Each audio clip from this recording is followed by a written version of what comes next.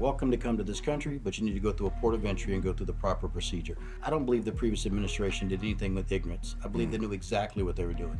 But what is one of the biggest things that you guys have been able to accomplish in this first 100 days of this new administration?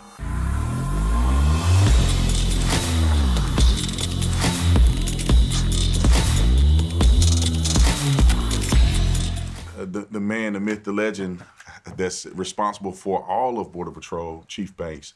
Nice to meet you, Chief. Nice to meet you. Thank you for having me. Well, there's so many questions I have. I was just speaking with Tom Holman about the Border Patrol, but what is the one thing? Because when I was a police officer, I realized before becoming a cop, there were so many misconceptions that people had about law enforcement, about policing.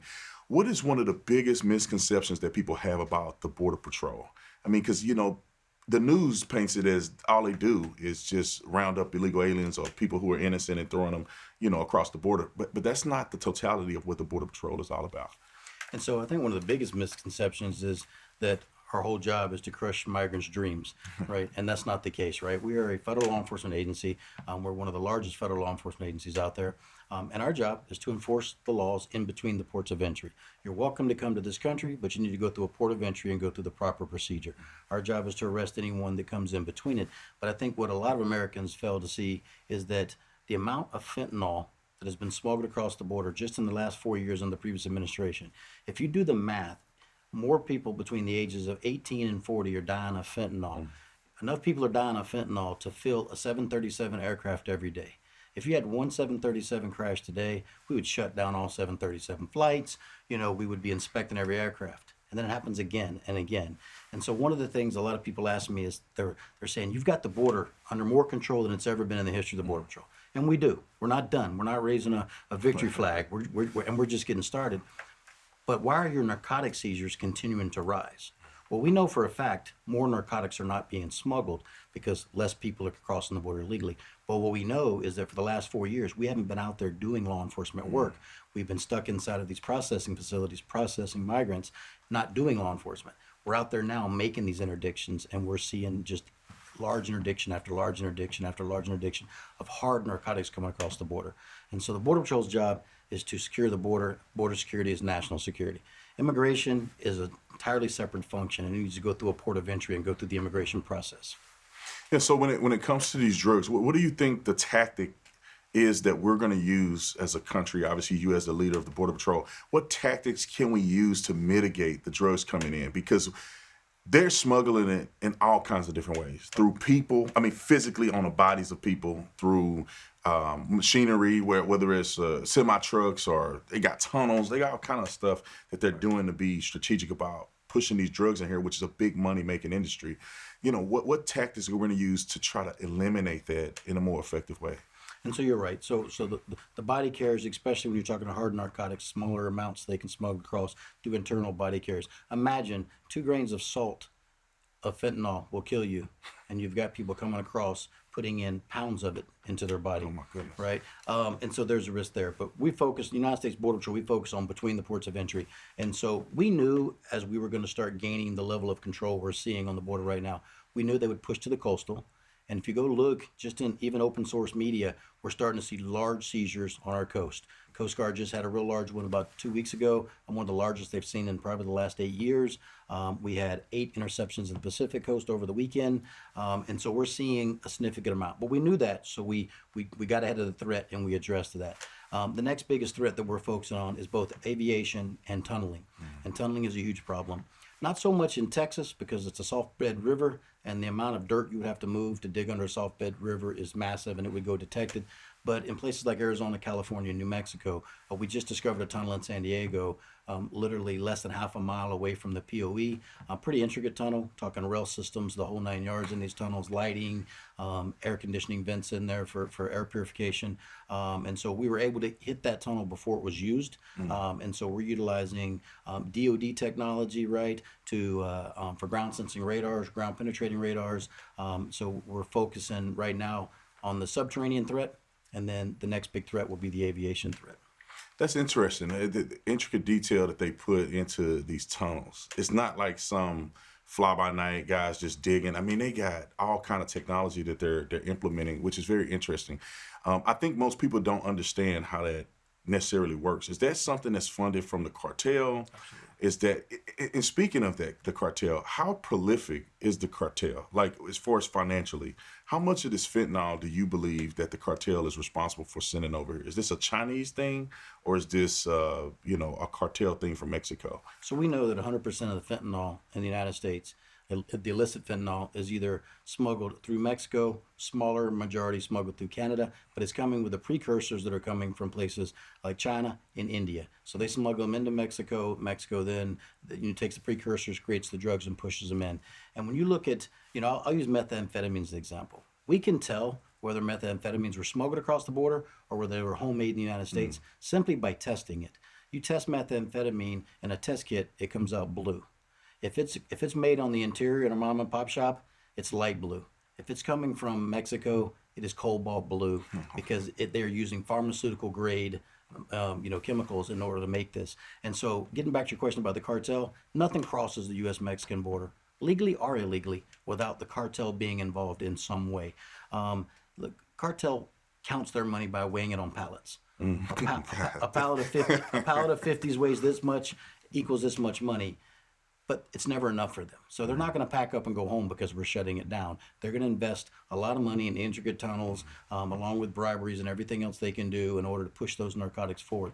They're not just going to walk away from an empire. And they're vicious, but they have a good business model and they know how to work. And so we're always going to be adjusting to the threat. I tell every agent out there, once you've stopped something, pat yourself on the back for about 30 seconds. Right. And then let's go figure out where they're trying to get across next. And as long as this country has the appetite for the narcotics, and as long as it's the greatest country in the world, the economic migrants are going to continue to come. We're always going to have illegal traffic trying to come across the border, and we just have to continue adapting and overcoming. And technology is our biggest investment right now.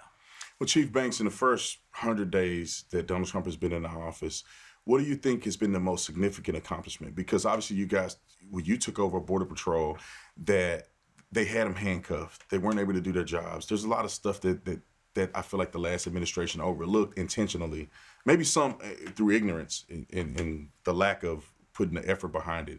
But what is one of the biggest things that you guys have been able to accomplish in this first 100 days of this new administration? So before I answer that, I want to say I don't believe the previous administration did anything with ignorance. I believe they knew exactly what they were doing. Every president in the United States since I've been an adult has done something to progress border security. Some in smaller measures, some in much larger measures. The last administration under Biden, they regressed border security. They set us back. Now, as far as the changes and why we've been able to be so successful is Border Patrol knows how to do the job. We're cops, and we want to go out and do cop stuff, right? We want to go out and make arrests, do interdictions, high five each other and go find the next one. President Trump allows us to go out and do our job. We're actually enforcing laws. Can you imagine that? A president that says law enforcement, go out and enforce laws. Whereas the previous administration created policies that subverted laws and said, if you violate this policy, you'll be terminated. So you're a law enforcement officer, and it's either your job and your inability to feed your family, or you follow this policy and you have to catch and release someone. And surprise, surprise, we're now finding out that a lot of these people released are causing harm in our communities. And that's what I try to get Americans to understand, that a secure border doesn't just affect border states. It's national security. This is affecting the entire country. And so backing up a little further, I actually retired under the Biden administration because I did not feel that I could honor my oath. I didn't swear an oath to the U.S. Border Patrol. I served in the Navy. I didn't swear an oath to the Navy. I swore an oath to the Constitution of the United States. I did not feel I could fulfill that under Biden, so I chose to retire.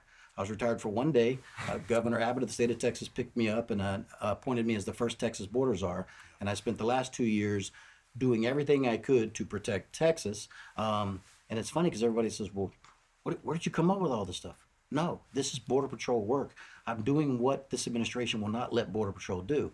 And we saw significant gains in Texas. So when I came back, I was like, Chief, what are you going to do on the border? I'm going to do Border Patrol work. I'm going to do the same thing I did in Texas, the same thing Border Patrol knows how to do. There was a big controversy. We put buoys in the river, and they're like, well, where'd you come up with that idea? The U.S. Border Patrol tested, evaluated, and purchased buoys under the first Trump administration. And on day one, the Biden administration said, no, we're not going to put those in. So I'm like, hey, Governor, I know where we got some buoys that are just sitting in a warehouse that we can get pretty cheap, that we can start doing this. And so border security is not that difficult if you just let us enforce the laws. So I think our biggest impact is agents are back out there doing law enforcement work. We're making arrests. We're doing what we know how to do. The second big thing is that DOJ has gotten on board and they're actually prosecuting those that we're arresting and providing a consequence. So it's a combination of everything. In my entire career, I've heard of things, I've heard the term whole of government approach. We're going to bring a whole of government approach at it. I can tell you, it's all been words until January the 20th. You will see a whole of government approach right now. You see the Coast Guard interdicting the narcotics that are being pushed to the coast because we're squeezing the border. You see the Department of Justice prosecuting cases. We've got an 89% prosecution rate right now. Phenomenal. You see FBI, DEA, ATF actually out there helping us enforce that. DOD, massive partners. They have brought a lot to the table, a lot of technology and the ability to help us gain situational awareness in areas we haven't seen in 4 years because we haven't been allowed to go out there. And so it's having an administration that says this is important, this is a priority to America. I think the voters put it on the table, and it was a mandate that we're going to get this border secure. And I will tell you that every day I come to work saying today is the day we're going to get to zero. Today is the day we're going to get to zero. And people tell me that may be an unrealistic goal. As long as this country is the country it is, we're going to always attract people. I said, no, the goal is zero gotaways, right? As long as we can interdict, prosecute, and remove those that enter the country illegally, we'll get the border shut down. I'll tell you what, Chief Banks, you making me inspired. I want to join the Border Patrol now. I feel like we have been reinvigorated, and now people can actually do their job. And it's a good feeling because it's like, what were they thinking before? Why were they so crooked? I'm hoping that people are held accountable for what they've done because they could have really destroyed our country. And thank God that Donald Trump didn't give up. What's one of the things that you admire most about working for Donald Trump? Because I know that he gets a bad rap in the media. I've met him a few times, and he's not what the media, the mainstream media says he is. He seems to be very kind and generous. He's not a racist. So, but what's your take? What's one thing that you like most about working for President Donald Trump? I think there's two things. One, the level of integrity the man has. The president has more integrity than I've seen from a lot of people, right? It is the exact opposite of what you expect when you come to D.C. and deal with a politician. And then the other one is his willpower. His willpower to say, no, this is what we have to get done. We're going to find a way to do it. And doesn't take no for an answer. Okay, we can't legally do it this way. Find me a way that we legally can.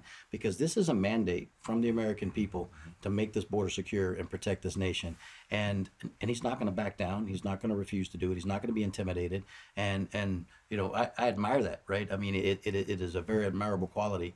And you're right. He's letting us do our job and enforce the laws. I know it sounds so simple, and it really is. Yeah. But he's never going to get a fair shake in certain parts of the media because that's not what they're there for, right? They're there to continue to cast the narrative. I mean, we talk about the Maryland dad, which we know has been arrested for abusing his wife, who has a criminal record, who is saying that, well, bring him back. What for? We'll just deport him again, right? You are illegally in this country. You've been ordered deported. Right. Bring him back to do what? Remove him again? And so, but his level of integrity and his willpower to get the job done is nothing short of amazing. That's awesome. So the foolery is over. Now we got grown folks in positions of power. So what you looking forward to the most? Because we've already addressed the things that have happened in the first 100 days. Obviously, you've been doing a tremendous job. Trump picked you because you have integrity, trust you, and you've inspired me. Just listening to you right now, like I'm so excited for the Border Patrol to actually have a chance to breathe and do what they're supposed to do. But what's the last question is, what's one of the things that you're most excited about the future? Because, obviously you're going to be here during Trump's administration. I don't know. Hopefully, we get another Republican in and maybe you'll carry over to that administration. But what's the most exciting thing about your job that you're looking forward to? Well, I think one of the most exciting things about the job is when I get to go out into the field and see the agents. One of the biggest worries I had was how do we get morale back in the Border Patrol? Because morale was at its all-time lowest. We had people putting in, I'll give an example of morale. A Border Patrol agent is mandatory retirement at 57. Federal law enforcement, you must retire at 57. Average retirement age for a Border Patrol agent prior to the Biden administration, 57. People love to work. Average retirement age under the Biden administration, 50. You know why? Because 50 is as soon as you're eligible. Wow, and so we're starting to see agents pulling their retirement paperwork. We're seeing agents that have retired say, hey, is there going to be a reinstatement process? Hey, how do we come back? We're seeing our recruitment numbers go through the roof. And so what I really look forward to is being able to build back up our manpower to where we're congressionally mandated to be, and then also continue gaining more situational awareness on the border. As we start taking the money that is supposed to go to border security and apply it to border security instead of applying it to food, transportation, and housing for people invading the country and coming in illegally. And so we're going to build a significant amount of wall. We're going to build a significant amount of tactical infrastructure in the river in the form of border buoy barriers. Technology, we're going to have a technically smart border, because in the end, you can build a wall and walk away from it, it means nothing. But a wall isn't just a wall, it's a wall system. There are places on the border where you can literally sit on the border, look out across the parallel across the border, and see someone cross, but you can't get to them. You've got to drive up to the highway while you're racing them up to the highway, and whoever gets to the highway first gets the lead, right? And so the wall also comes with the lighting, the roads, the infrastructure for us to be able to patrol the border. And one of the things we have learned time and time again is where we put up infrastructure, we reduce the number of agents that it takes to control that area. A border wall will pay for itself over and over and over again because it is a huge force multiplier and allows us to control larger areas with smaller amount of workforce. Awesome. I love that. Chief Banks, you've inspired me. I hope that Donald Trump keep you around as long as you want to stay. And I look forward to what you're going to do in the future. And thank you for spending your time. I know you're a busy man. You got a lot of stuff to do. And I really appreciate you coming on and talking to me. Hey, thank you. We're just getting started. Yes, sir. Thank you. Thank you. God bless you.